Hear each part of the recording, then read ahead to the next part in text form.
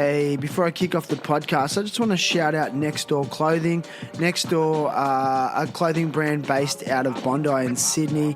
They're making really nice jeans and shirts and hats. So go and check out their full range at nextdoorsydney.com.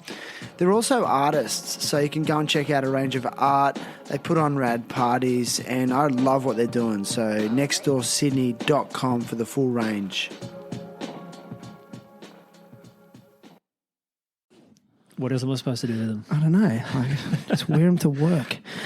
All right. This is for Clement Otis. So as always, big thanks to our sponsors, INDOSOLE and TECTONIC COFFEE. If you go to their websites and use promo code THT at checkout, you will get a discount and you'll be supporting the show. Now, if you want a free pair of INDOSOLE sandals, click on the coffee cup icon on the THT website and buy me a coffee. By doing this, you'll be joining the THT family and you'll automatically go into the raffle for a fresh pair of INDOSOLEs. Entries close on November 9 and I'll contact the winner personally via email the same day. So get on it and get them fresh sandals made from repurposed motor vehicle tyres. And, you know, they're saving the environment and they're advocating for conscious consumerism. Nathan, are you ready, brother? Yes, I am. I'm having a good time. You are? Yeah. I can tell. And we are rolling too. Terrible happy talks. Terrible happy talks. Terrible happy talks. Terrible happy talks. Today's guest is Nathan Vickery. Nathan is a husband, father, surfer, contractor, ex-counsellor, and someone I consider a best friend. As I was writing this, I was thinking about how the term best friend can be such a throwaway call these days. But in Nathan's case, he is the epitome of loyalty, in my opinion. He is someone who is family-centred, diligent in all that he does. Whether it's in the surf or in general, he's not scared to go out of his comfort zone. Today, Nathan is with me to share his experiences, challenges, and hopes for the future. Nathan Vickery, welcome. Thank you, Shannon. Thanks, man. Dude, I got you on the show. Yeah. Fucking stoked. We have talked about it. I was pretty nervous about it. Why? I don't know, man. Just it's we have lots of conversations, you know, but it's just between us, you know, and so just knowing that it's sort of reaching a broader audience is like, I don't know, get a bit nervous. I'm not a bad nervous. I'm here. I want to share the inner Nathan with the rest of the world. All 10 listeners. All 10 listeners. Thanks, man. No, it's good. I'm stoked to be here. Yeah, dude, I'm stoked too. And I was saying this to you earlier, like I get a lot of guests sort of say to me, oh, why do you want me on? I'm not even that interesting. And I'm like, that's bullshit, because, you know, someone needs to hear how things have happened for you in your life. And I really believe that. And some of like the most listened episodes are people who you wouldn't traditionally be regarded as having some level of fame. And it's like they've tapped into something people need to hear. Yeah. So no pressure. No pressure. No, I'm just kidding. So look, at the moment, man, like what's a day in the life for you like? For me? Yeah, what's a day in the life of Nathan from when you like get up? How do you spend your days?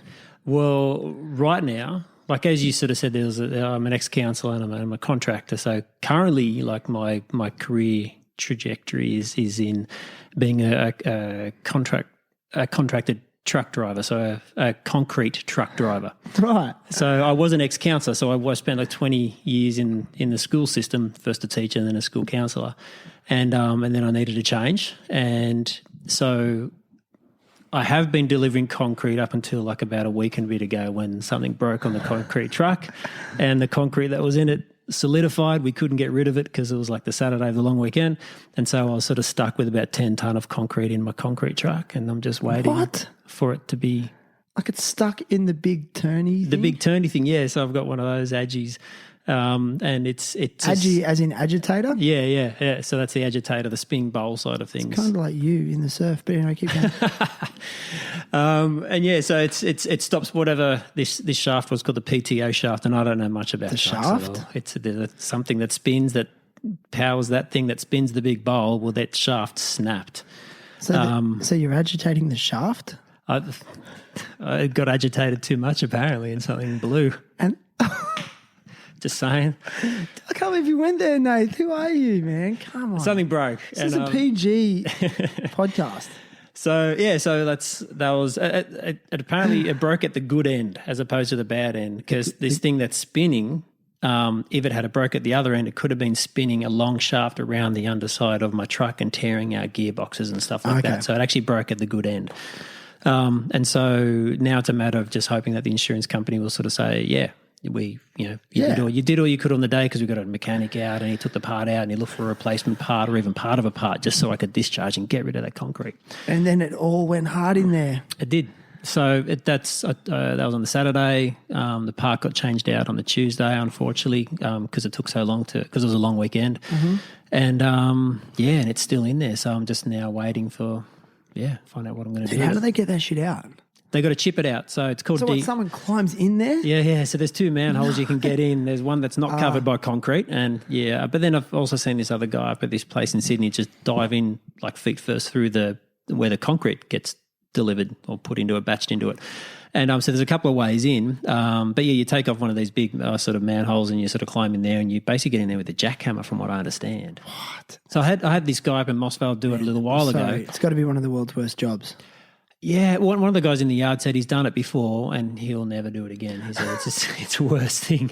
And so I took it to this bloke up in Mossvale a little while ago, because I had like a little bit of build up over time. A little bit of concrete can sort of build up just around the edges, the fins and stuff like that. And then he ended up sort of chipping out just like 1 ton, and it didn't look like anything, like looking into it. But this stuff that's in there now I can see, and it's funny, as I'm sort of trying to discharge it, when I was trying to see if it would break up, it was just this big massive concrete going up and over, and it was just like rocking my truck from side to side.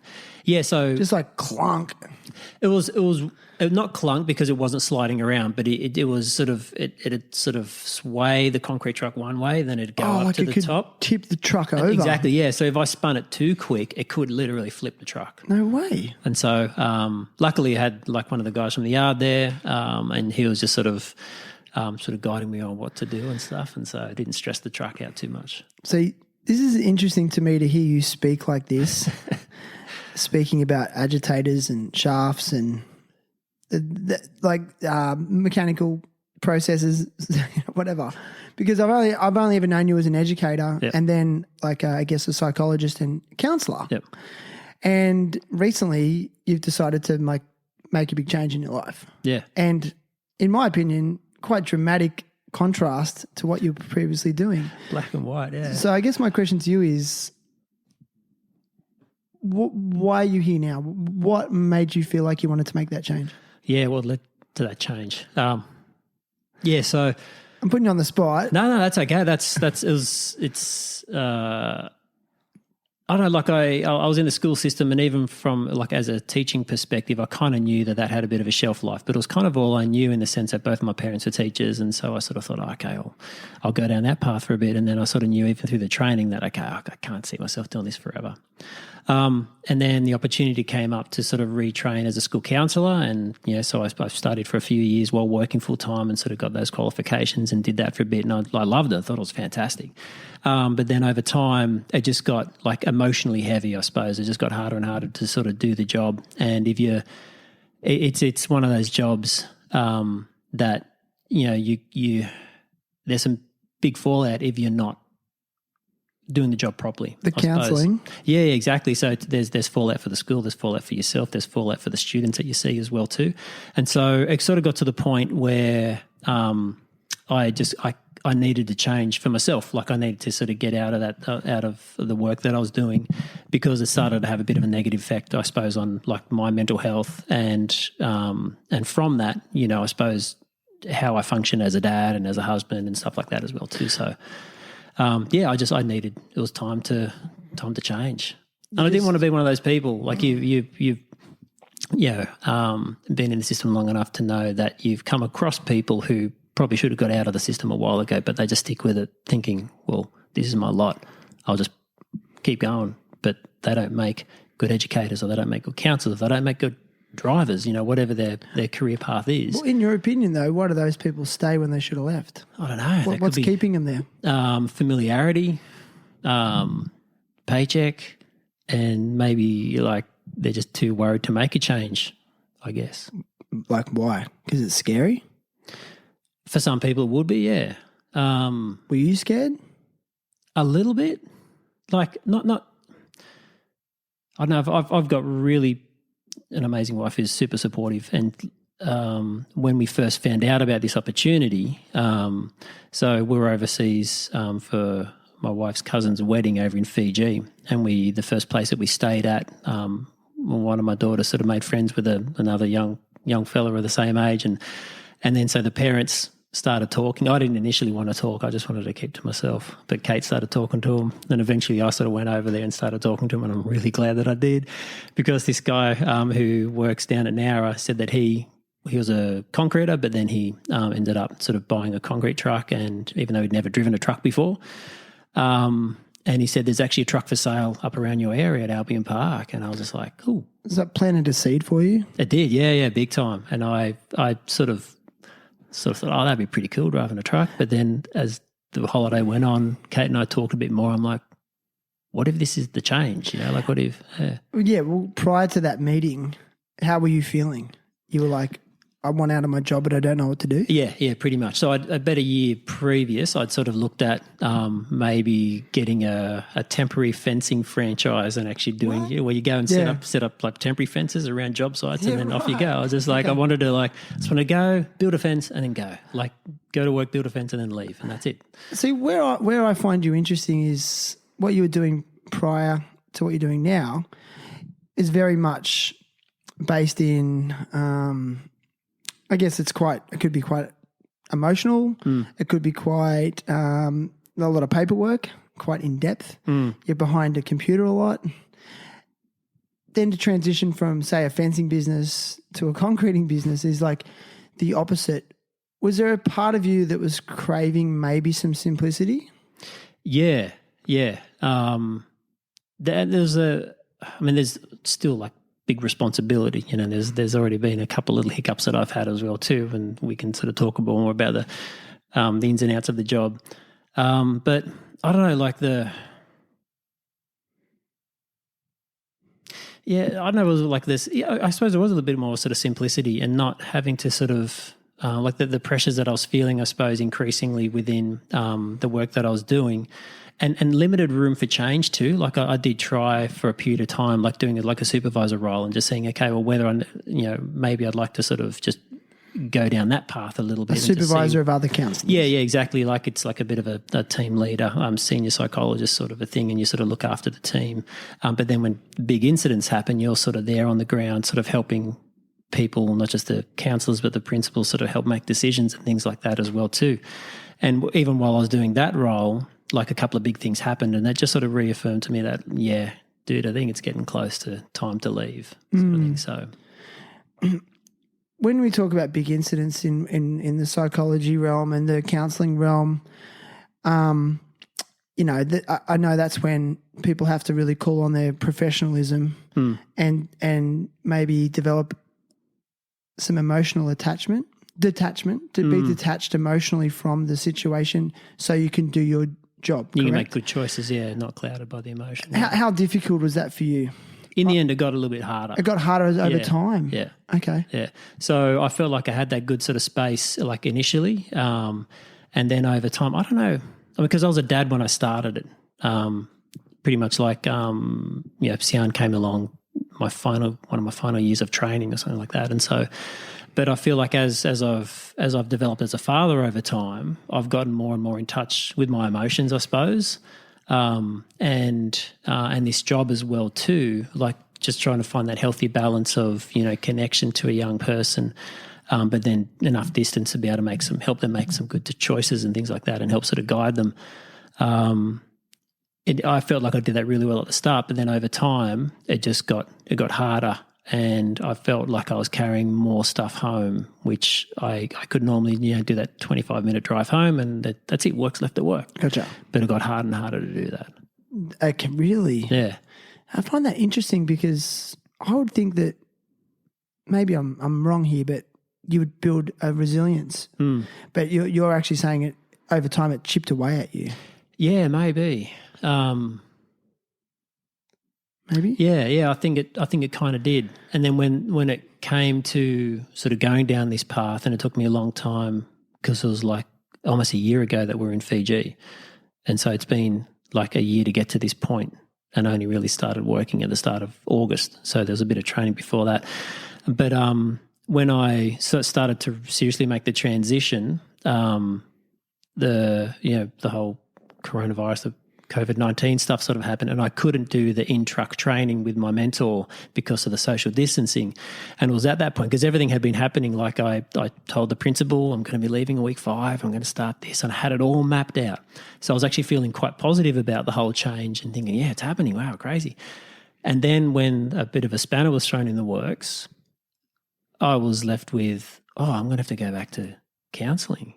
And how'd that sit with you? I bottomed out. Did you? Yeah. I was just like, I realised that I was a lot further down the burnout path than I realised. And so that was probably the scariest thing, not the change. Like I was actually okay and looking forward to the change. But it was that actually scared me. Yeah. Going back to the work, because everything, the transition was happening on my terms initially. I was like, okay, sweet. And I was telling people, and I suppose believing it myself, that I want to get out before I start down that path. So I didn't think I was actually on that path of burnout.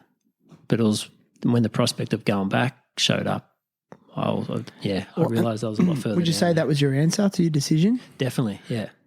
And then what was the feeling you had when you actually made a solid decision that you weren't going back, regardless of what you were going to do? How did you feel? Oh, it felt good, but I still had in the back of my mind, like I'm a provider for my family, and a part of me was sort of like, well, not suck it up, because I don't know, like I'm okay at sort of practicing what I preach from a psychology point of view.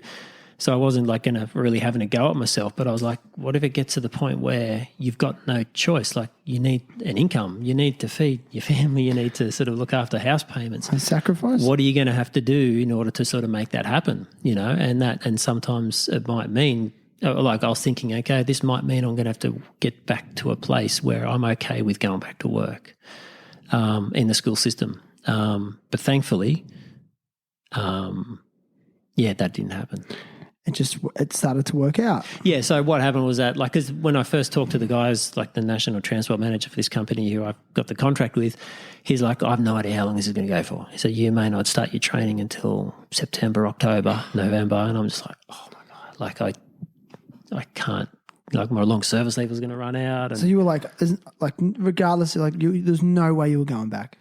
At that point, yeah. But then I started thinking, okay, well, I'm going to have to take some steps so that if I'm left with the choice to actually where there is no choice and I have to go back because the training just can't happen, then I started, I suppose focusing more on my mental health and trying to get to a place where I could go back. And I was working with my GP, and I was in touch with, my senior psychologist as well too, and just sort of, I know I could have gone back to the school on light duties as well too. So they were really, really supportive. And the whole thing around how the service was presented in schools during that time of social isolation was like bizarre as well too. And that sort of threw a bit of fear into me around when I'm face to face with a student. You read all the body signs and the body signals about, where they're at, and you can sort of, a lot of the time you pick up on, they're not telling me the truth, and you can sort of get it to a point where you can find out exactly what's going on and keep them safe. And my worry was that if I'm having a conversation with someone over the phone and I don't see those signals and something serious happens, I'm going to feel like I'm to blame. Wow. So you'd really learn to tap into that analysis of someone when you talk to them. Like you're really looking to read body language. Oh, for especially sure, with young people, because they can't articulate as well, correct? Yeah. And so you thought that having these conversations via phone was... You'd miss out on that. Dangerous? Yeah. And you weren't comfortable? No, I mean, there's no other way to do it. And I've, I myself personally have spoken to a counsellor myself, and has been over the phone, so I'm okay with that type of stuff, and there's the there's so many good services out there where there's either online chatting or, phone conversations. But I suppose that's just where my head was taking me in that burnout headspace around what if this happens and what if that happens and how I don't think I'd be able to cope type of a thing. So there was a bit of head noise around that time.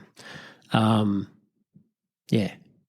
But it also reinforced that, okay, it's you can't be feeling this way about a job. It's not fair on yourself. It's not fair on your family. It's not fair on the school and the students. And so it's like it certainly reaffirmed that it's time for a change. Gotcha. Yeah. Do you find like once you did make the decision mentally, things just started to work out and opportunities would arise? And I know it was a bit rough with COVID, but once you actually made the decision, do you feel like it was reinforced by little coincidental moments, like meeting someone at the concrete truck? Like, was there a series of little victories along the way? Yeah, because I didn't know what it was. My training would have allowed me to go into private practice, and be a psychologist outside of the school system, but I didn't really want to do that. I was sort of thinking, I kind of want to get out of that game altogether. And so it was quite coincidental, serendipitous that we met people over in Fiji for a wedding that wasn't even supposed to be in Fiji in the first place.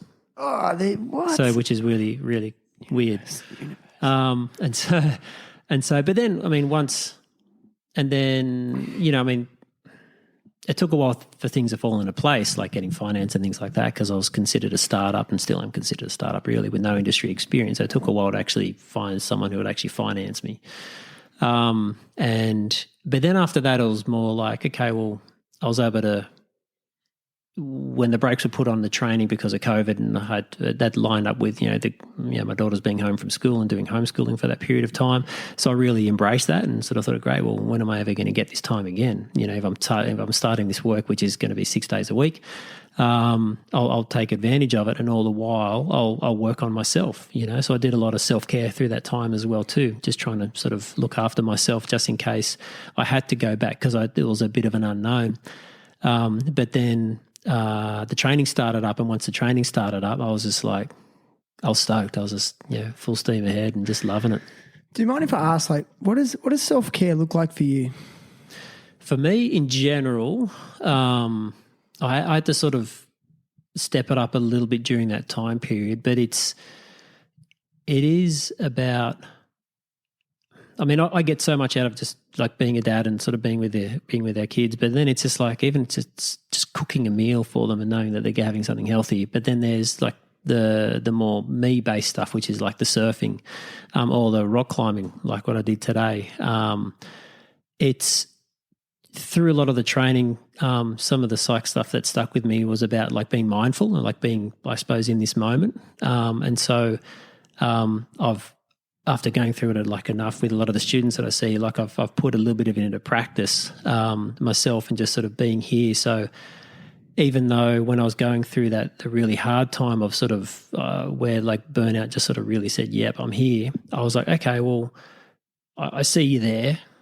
I'm not going to get all caught up in you, so I'm going to do these things to try to look after myself through this. I didn't judge myself for feeling, the way that I did. I just sort of went, okay, well, I'm going to go and build Lego with my daughter, and then ended up building a lot more Lego than she did because she got over it, and I just kept on building.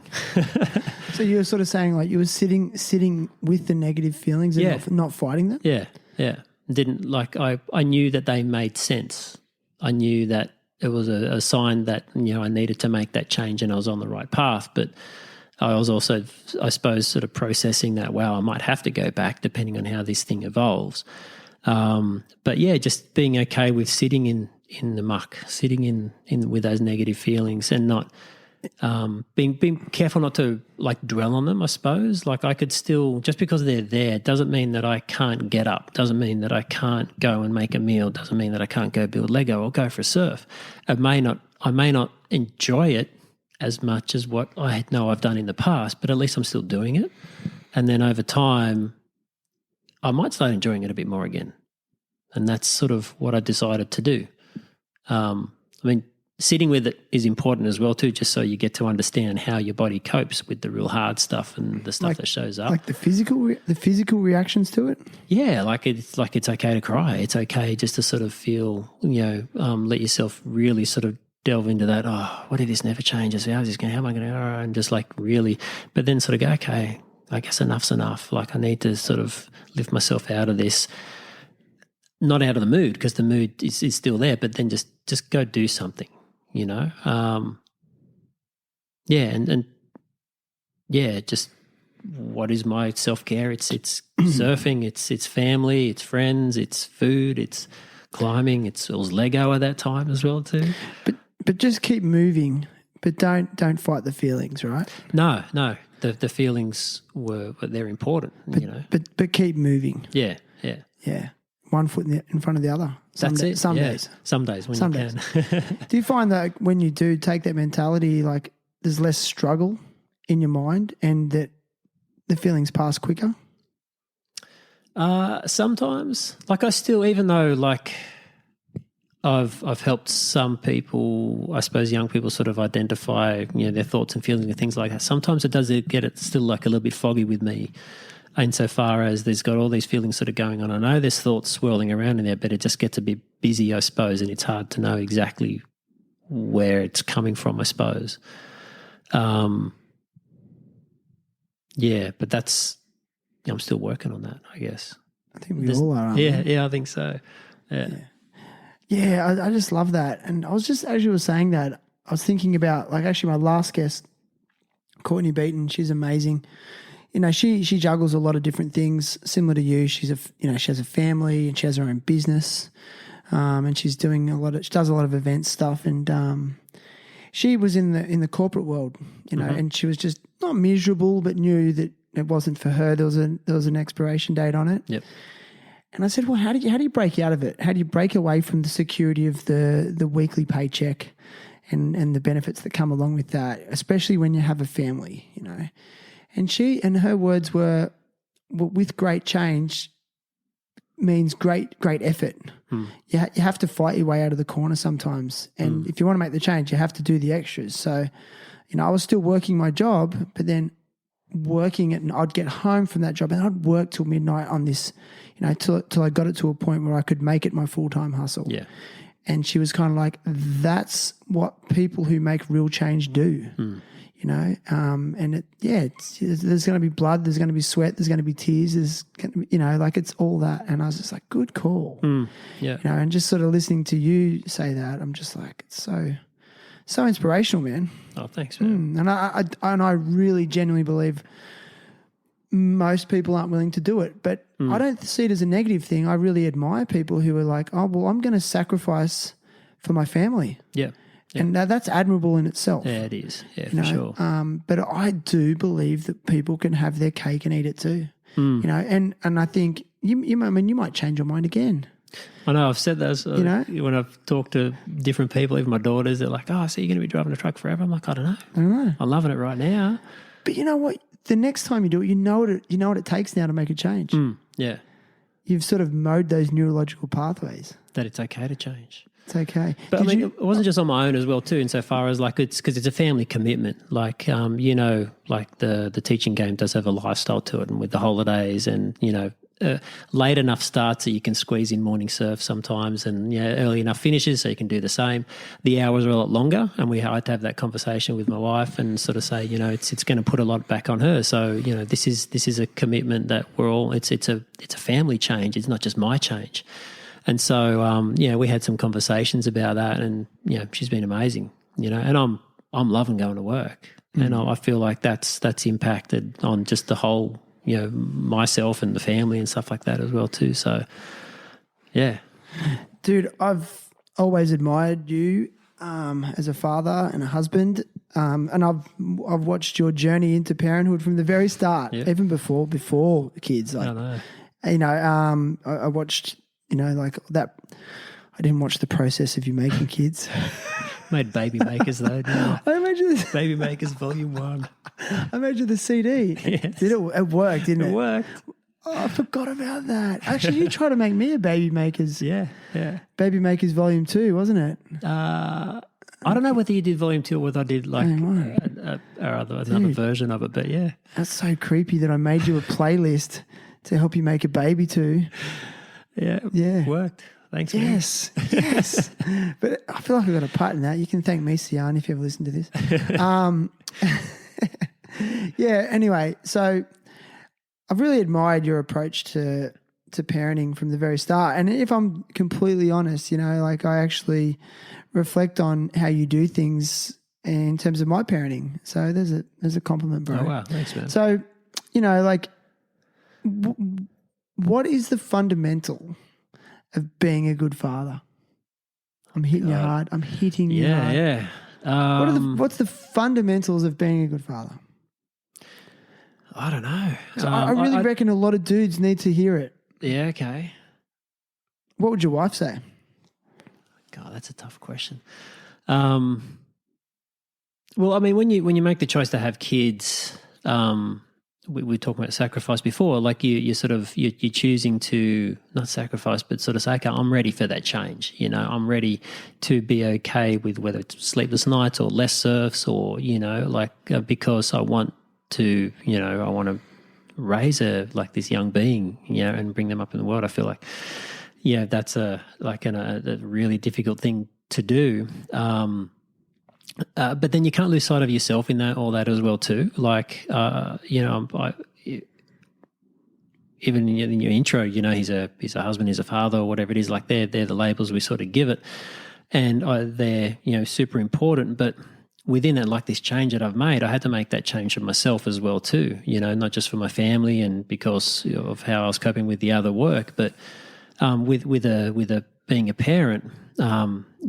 Yes, it's so much of it is about them, but you got to be able to sort of look out for yourself through that as well too. So, I don't know the secret of, I'm just doing what I can and being as active as I can with my kids because I love being with them and trying to teach them, trying to give them some good values in which to, live by, trying to teach them how to challenge themselves as well too. Like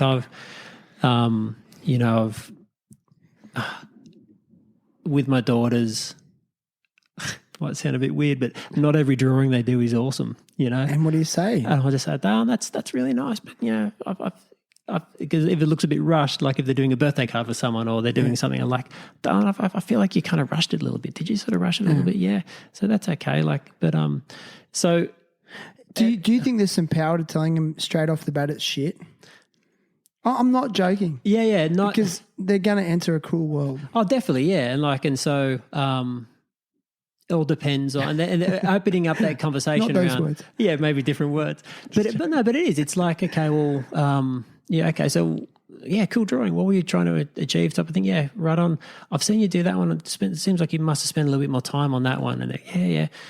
And if I've noticed that they've got upset, mainly with my oldest daughter, I don't mean to offend you, but as a parent, I need to be able to challenge you and just sort of let you know and be honest with you if I feel like maybe you took a shortcut there, maybe you weren't necessarily, maybe you didn't try your hardest. And that's purely because, I want to help you become the best version of you, and so I'm not going to say that it's all fantastic, wow, and then not encourage you to challenge yourself. So you put it in context. Definitely. Yeah, definitely.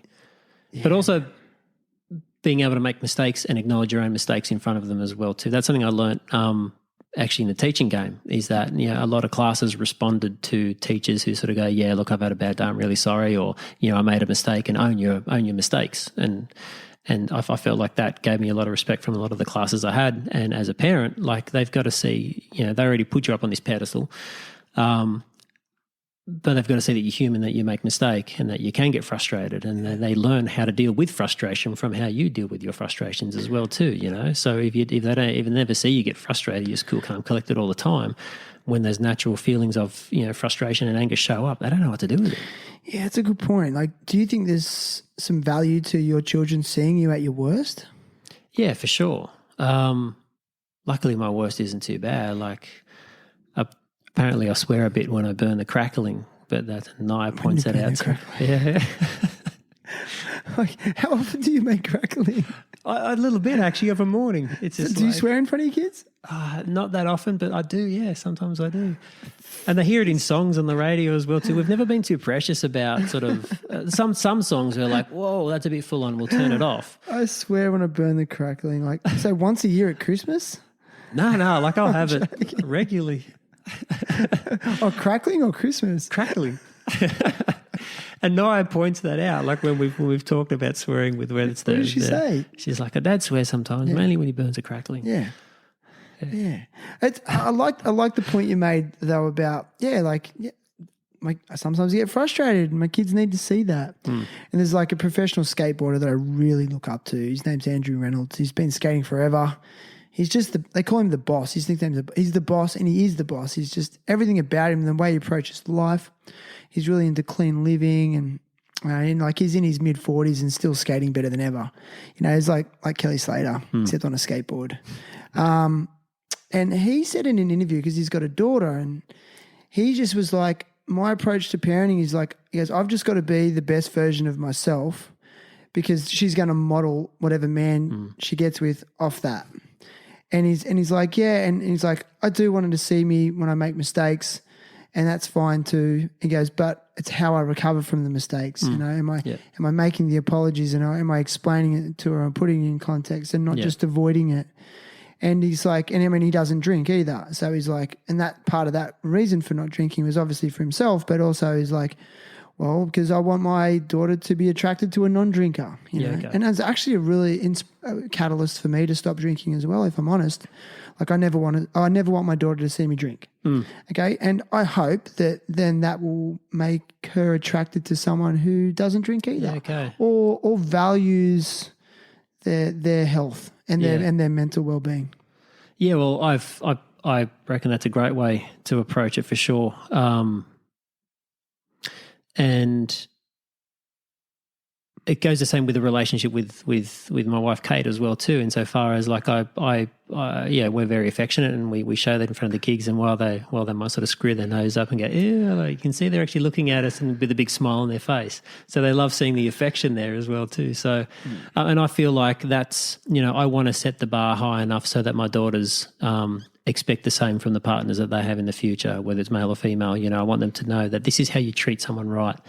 And when, you know, I mean, Kate and I don't, you know, argue that much, you know, but when we do, you know, we accept or we admit our faults in front of the kids as well too, you know. So, I mean, but what if you're not wrong? What if you're not wrong? I'm wrong a lot. I'm sorry, man. I just can't help giving you shit. I'm wrong a lot. Sorry. No, keep going. You're right. So you know, you don't try and argue behind closed doors? No. Like you're not protecting them from that? No, like, but nothing really gets, I suppose we haven't really had things get to the point where it's that big. I mean, there's been a few things where we're like, oh, well, if we have to tell Sian about something that it's too mature for Naya, we'll sort of say, okay, we'll talk to you a little bit later, darling. And if we're having a bit of a conversation that we might finish on a little bit later, you can see there is, what's going on? And we're like, oh, well, yeah, it's adult stuff, darling. We'll talk about it if we need to, sort of a thing. But yeah, we don't, because I mean, kids still pick up on it. Like they pick up on the vibes. They're just like, well, okay. They'll lie awake in bed just listening and just sort of hearing all they've gone outside again or whatever the parents do. Kids know, you know, like they've got that thing and they know us so bloody well. Yeah. Yeah, too well. Yeah. Oh, they're sponges and they're so perceptive. Yeah. I can feel when it's not to be underestimated. Oh, definitely not. Like, and, yeah, like I could feel my kids' eyes on me sometimes when they know that I'm getting a little bit frustrated, and I'm like, but that just makes me realize, okay, well, how do I want to handle this moment, you know? And, you know, while some things are a reaction in how, you know, swearing at the crackling or whatever like that, or just how we react, there are moments within that where we can choose to act another way as well too, where, you know, like with my girls, like I've, you know, if I don't know what it is, but at the end of the night when it's time to go to bed, they want to have like a 10 to 15 minute play, even though we've said, all right, it's time for bed. You know, go clean your teeth, we're exhausted. But they'll just start playing. And sometimes, I mean, it's beautiful, but then other times it's like, oh, I just want you to clean your teeth and go to your bed, you know? And so if I leave it long enough and I'm stewing, it'll come out in an eruption. I'm like, just clean your bloody teeth. But is that how you say it? A little bit differently. But if I notice that within myself, I can actually walk in there and a lot calmer say, okay, look, I'm this close to yelling because I've asked you to do something and you haven't done it. And in fact, I've asked you a few times and I'm really close to yelling and I don't like myself when I yell. You guys get upset, I'm upset. So could you please just clean your teeth and get into bed so we can say goodnight? Yes. And more often than not, when exactly that happens. And, does it? Yeah. They're just like, yeah, okay, sorry. And off they go, you know, and it's... Here's a question for you though. Heat of the moment, whether it's with your family, children, wife, outside of work, whatever. How do you put a filter in place when you feel like you're about to get heated, frustrated, and you're about to boil over? Because I really do believe this is a really hard one for a lot of men because testosterone is such a powerful tool, and it can be used for good or evil, and it can manifest in some very extreme ways. Yeah. And I think those moments of temper have got men in a lot of trouble over the years. Yeah. Okay. So what sort of filter do you put in place then when you feel that boiling up inside you? I suppose I try to get myself away from the situation. Like I'll try to move away and give myself time to sort of think, because you go out of your thinking brain and you're just sort of acting. And like I did that relatively early in the piece with Kate because I guess I was a little bit of a smart ass when I was a bit younger, and I unfortunately, because I didn't have a lot of long-term relationships up until when I started seeing Kate, when we'd have arguments, I'd go to sarcasm when I couldn't keep up with the argument, and I'd get really cutting. And I'd even like pull this face where she knew what was about to come, and I was just going to be a real smart ass, and just to shut it down because I just didn't have an answer for what she was talking about, you know, and it was probably because I was in the wrong as well too. And I was just like, well, you know, we don't like being in the wrong, so I'll just sort of throw it back at you, and everyone can just shut up. But we talked about that, and I realized that you know, that just hurts the person that I love, you know, and so I needed to make a change. And so I learned that, okay, well, when I can't keep up and I know there's something that I want to say and I feel that urge to be sarcastic sort of show up, I need to walk away. And then I'll come back in a few minutes later and just say, well, more often than not, I was probably sorry, but then other times it's like, no, this is what I want to get across. And I'll talk it. And then we can actually have that conversation again without that intense emotion that just sort of clouds what you want to say, and you do something that you more than often sort of regret. Yeah. So I guess it's this like becoming conscious and self-aware. And then identifying. Yeah. I feel like there's, you know, some stuff is a knee-jerk reaction that you can't help, but I feel like there's always like a split second or the split second of a split second for you to sort of go and just walk away, or do something that I'll think twice. Yeah, exactly. Yeah.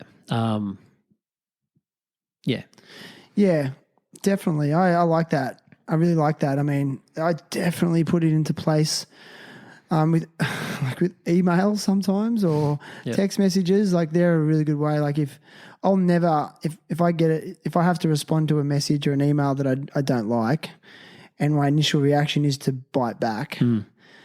Like I literally will run away from the computer.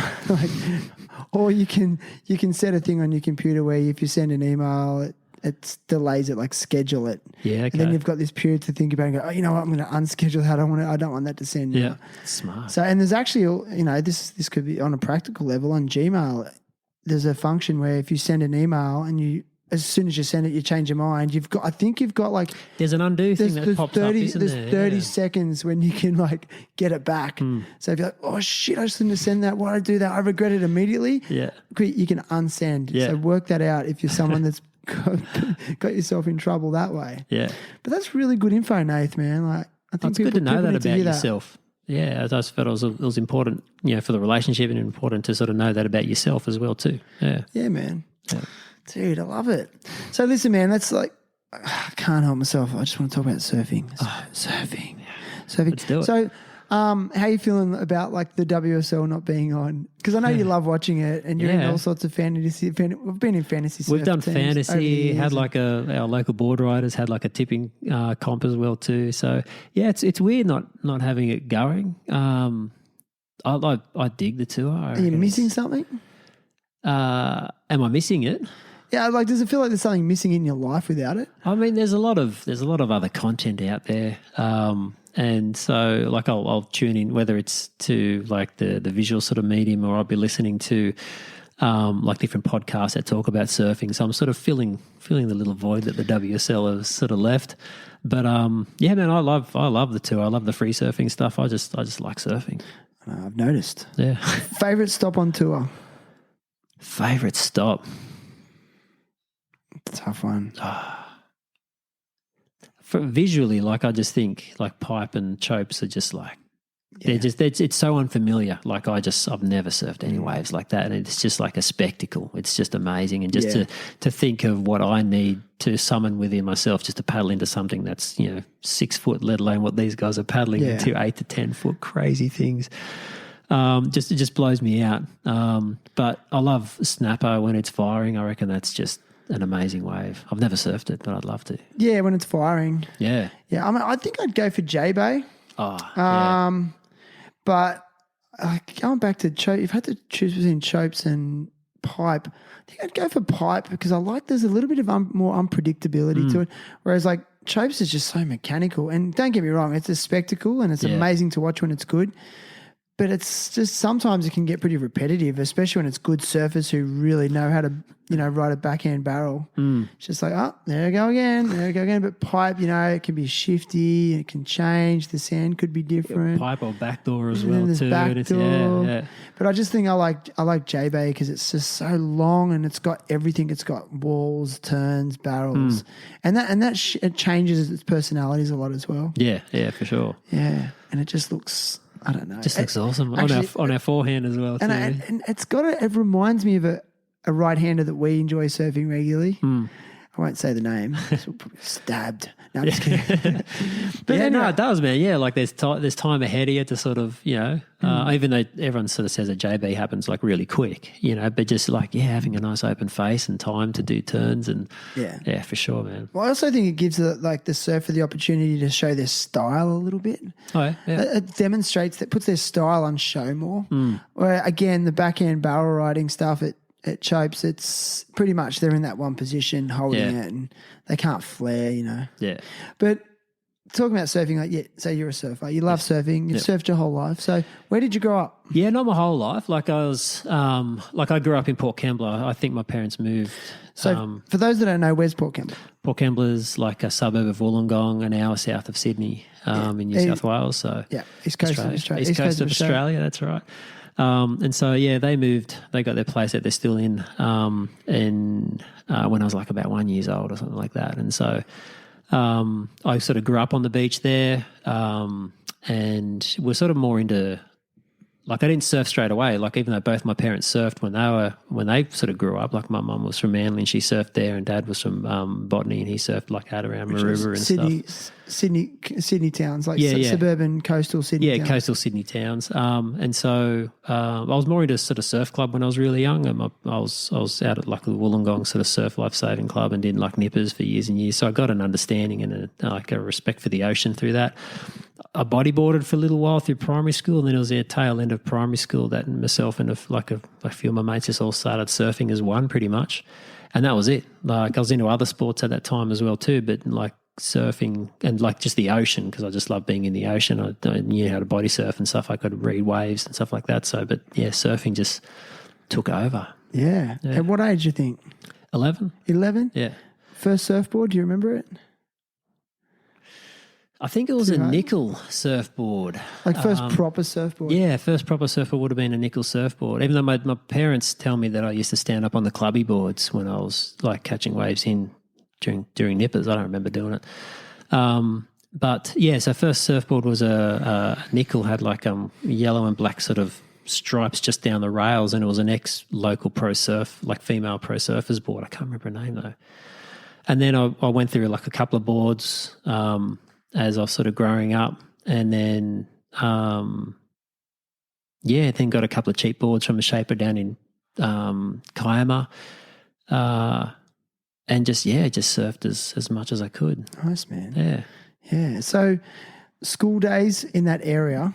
So can you maybe, like, for those that don't know, like, can you describe the suburb of Port Kembla? What's unique about it? What's unique about Port Kembla? As a beach town? Yeah. Well, it's a pretty small coastal community. It's like, describe it to people. Yeah. It's a pretty small sort of coastal community, I suppose. It's sort of mid to low income, generally, like families sort of in that area. There's a lot of housing commission sort of in the area. I mean, more recently, I suppose, as with a lot of coastal towns, there's been, the house prices have sort of gone up and the sizes of the houses as well too. But there's still, parts of Port Kembla where there's still sort of like the lower income housing as well too still available. And even though like we're part of the community, there's an even sub-community within that, which is just the surfing community. There's still a large part of the Port Kembla community that got nothing to do with surfing. We're just very insular, I suppose, in a sense.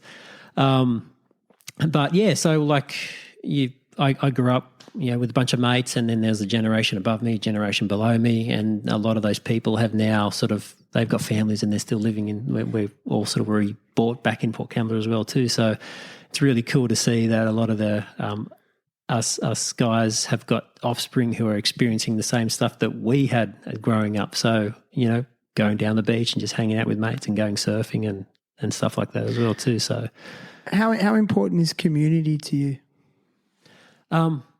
Yeah, really, really important. Is it more important since you've had your own kids? Yeah, I think so.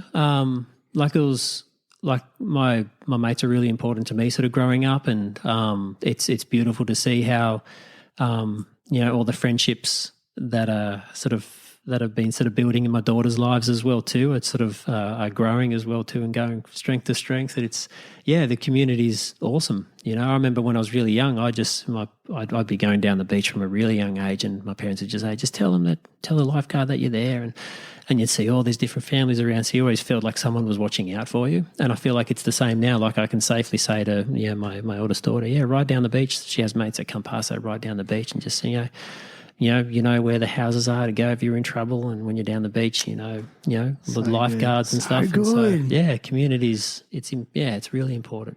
Yeah. So, what kind of student were you at school? And better question. How would you reflect on your school days? My school days were okay. You were the good kid, weren't you? Yeah, I suppose I wasn't too bad. Like, like I don't think I was a high achiever. I think I understood school. I sort of understood the system as well too. But I think I always had this little bit of a fear that if I mucked up too much, my parents were teachers and they'd find out about it. And by comparison, I suppose I did have some mates who mucked up a little bit more than I did, so I probably looked like I was like an easier student. Yeah. But I enjoyed my time at school. All of us have our little memories about not getting on with certain people at certain points, in our schooling life. But I reflect, pretty fondly on positive memories. Yeah. Schooling was okay. Yeah, nice. Yeah. Yeah. What subject did you like excel at or were drawn to? PE. Let me guess. Music? No, I didn't do much music. With art, while I liked art, I didn't like being told what to do, so I didn't actually do it. And because I didn't really have an idea of what I was going to do post-school, I didn't really, I just sort of, I think I did commerce and legal studies, and without really having much of an idea of what, the next stage was going to be for me after I left school. Really? And so, I think when I ended up going through university and doing teaching, though, like it was more the practical subjects that I just I clicked really well with. I know my first year of uni was full of passes and a couple of fails, but then I'd have like a distinction for the practical stuff because I could just do the practical stuff, but I wasn't a great studier. You're a hands-on guy. Yeah. See, I disagree. I watched you study and work full-time a few years ago. Or it was a while ago now, like 10 years ago. I don't know. But for the psych stuff. For the psych stuff. And I was like, Nathan's super diligent and studious. I think I had that mature age headspace though, and Yeah, okay. Yeah, like I remember that the mature age students, I mean, there was a couple of the younger ones who were really diligent as well too. They just understood how to study and how to approach things. I think I just didn't know myself as a learner and how I learnt until I went back with a little bit more of a mature age sort of headspace, I suppose. And it was also like I wanted to get out of teaching, and so I'm going to put in the hard yards, and I'll get up early in the morning and study, and I'll take all these notes, and I'll do all the resi schools and stuff. So I forgot, because you did that to get out of teaching. So this is kind of like you're quite familiar with making big change. Making change, yeah. Big change. Yeah. It's rad, man. Because before this, I've never driven a truck. I've never got a heavy. That's what I love about it. It's just so left field. Like I was talking to our mutual friend Reese the other day, and we were like in the surf, and we're like, I wonder how. Well, Nate's not here having a morning surf, and we're like, oh, he's got to drive the concrete truck.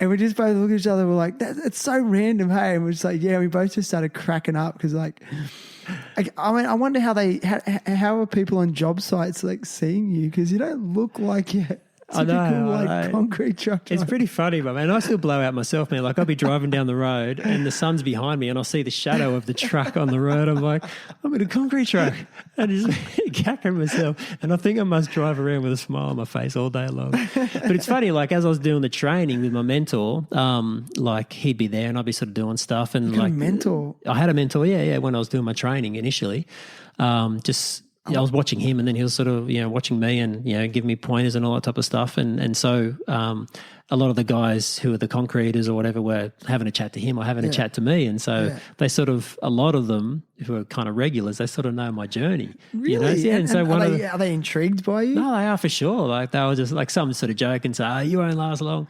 And then another guy's like, hey, it's the counsellor. And then when I started coming on my own without the mentor, like they seemed stoked for me. They were just like, are you on your own now? Dude. I'm like, yeah, like that's mad. Congrats. I'm like, thanks, man. Yes. Who knows, man? You might end up like counselling all these men on site. Oh, nah. Just kidding. Just kidding.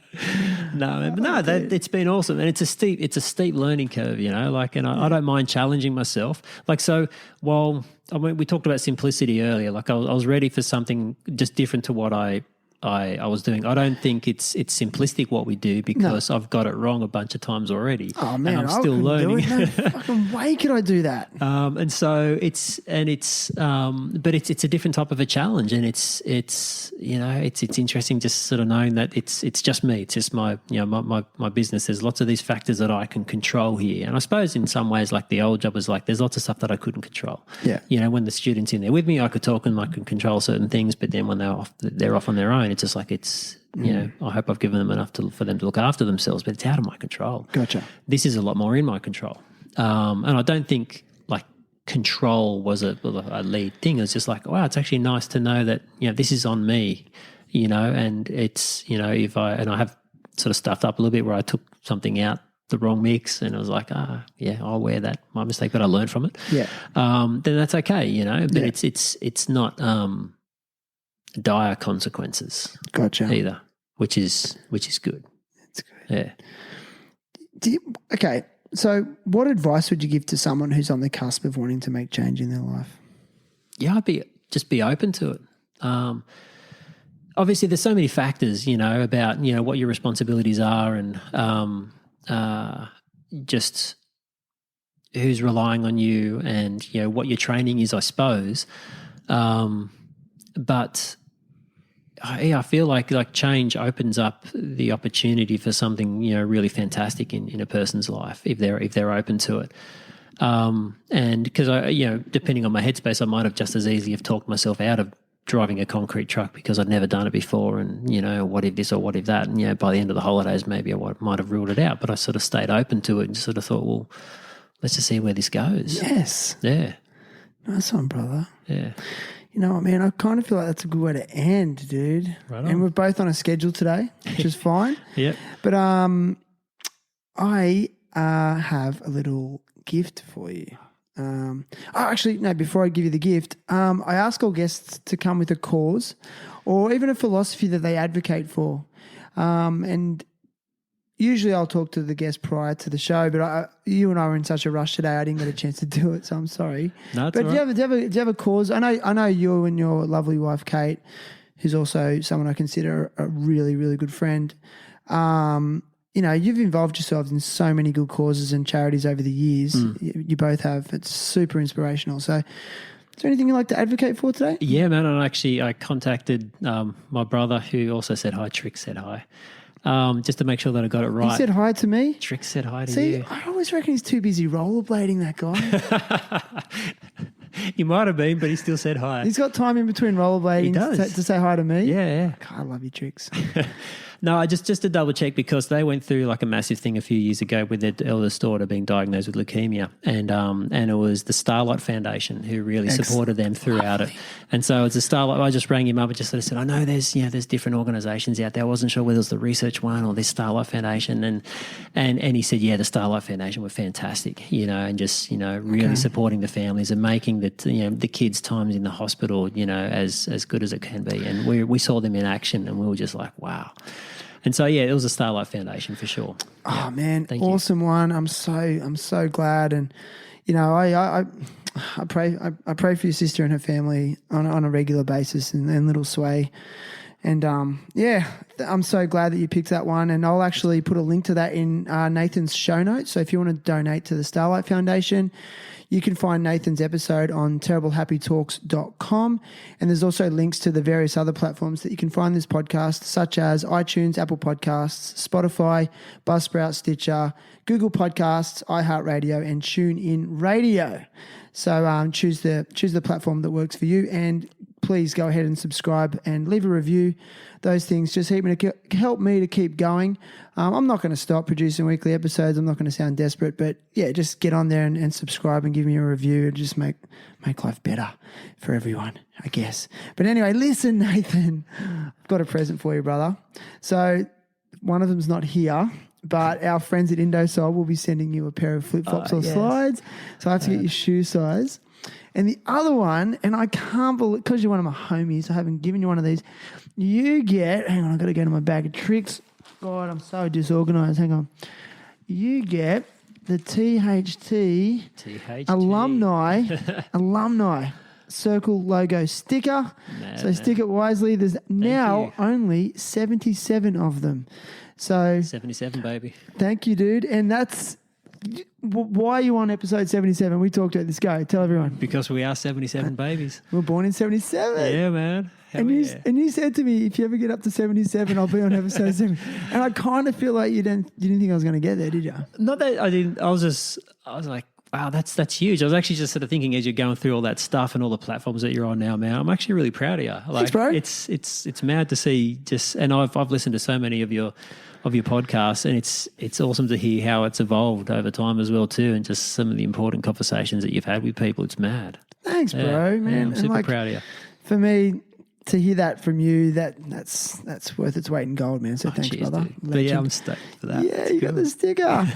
All right, man. Let's go and get back on with life. Let's go and chip out the shit in your fucking shaft. In my concrete truck. Your concrete shaft. Your Aggie. Your Aggie.